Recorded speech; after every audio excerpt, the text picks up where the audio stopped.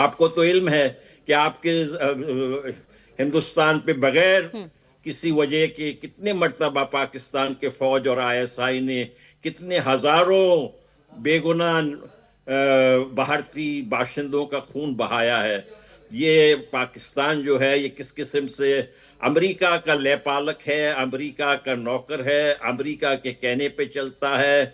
ये जो अंग्रेज बना के गया, मुसीबत खड़ा करके गया, इतने जबरदस्त हिंदुस्तान का बंटवारा करके ये मुल्क खड़ा करके गया, और इसको जो लेकिन है सर, ट्रंप अमेरिका के इसको प्रेशर के बाद क्या पाकिस्तान मानेगा कि इजराइल एक कंट्री है? इजराइल को मान्यता देगा वो? देखें, ये यहाँ पर ये मसला आ जाता है। हम एज ए बलोच, हमारे लिए देखें, हर एक कौम, हर एक रिलीजन, हर कोई बराबर है। लेकिन ये पाकिस्तान की जहनियत ये है कि आपने देखा गुज़श्ता साल अप्रैल को इन्होंने क्या बात की थी। जनरल आसिम मुनीर ने वही घसा पीटा अंग्रेजों की जो बात थी, टू नेशन थ्योरी, वही बात इन्होंने की। और ठीक। फिर उन्होंने कहा कि हम इनसे आला हैं। आप कहां से आला हो गए? ठीक है। आप जो है आईएमएफ से भीख मांगते रहते हैं, आप कहां से दुनिया में आला हो ठीक गए? है सर। और ठीक ये है सर, आप हालात देख ही बहुत रहा है हर कोई, पाकिस्तान में इस वक्त क्या हालात चल रहे हैं।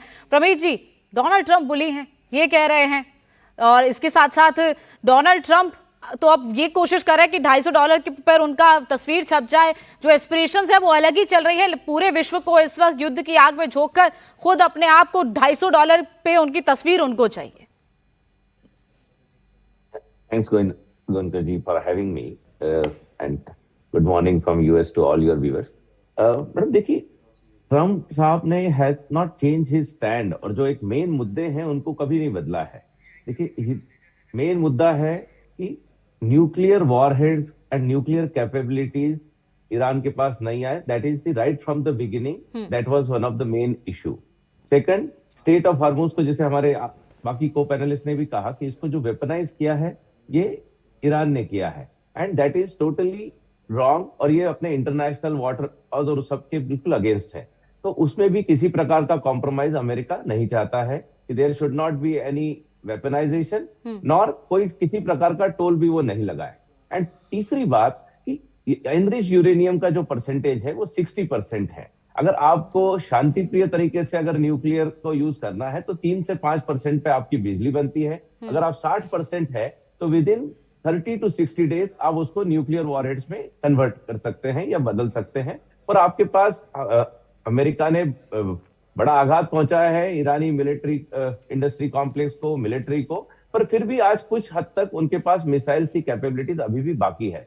तो इसके रहते you can not take a chance. और आप ट्रंप साहब को नहीं कह सकते, क्योंकि पिछले 7 राष्ट्रपति, अमेरिका के पिछले 7 राष्ट्रपति को यहाँ की सुरक्षा एजेंसीज, यहाँ की डिफेंस एजेंसीज सब ये हमेशा रिपोर्ट देती है कि it is extremely dangerous to have Iran with nuclear capabilities of any sort. तो उसके रहते बाकी सभी लोग विरोध करते थे। ओबामा जी ने भी बड़ा सख्त शब्दों में उनका विरोध किया था, हिलरी क्लिंटन, जो बाइडन, सबने ईरान का विरोध किया था। बट दिस गवर्नमेंट और this regime has taken a firm stand कि इन्होंने अटैक किया, जबरदस्त तरीके से अटैक किया। और क्यों नहीं करेंगे? $1.1 ट्रिलियन जो डिफेंस में खर्चा करते हैं, American defence is by far the most powerful military in the world. ये किसी प्रकार से इसमें कोई संदेह किसी को भी नहीं है।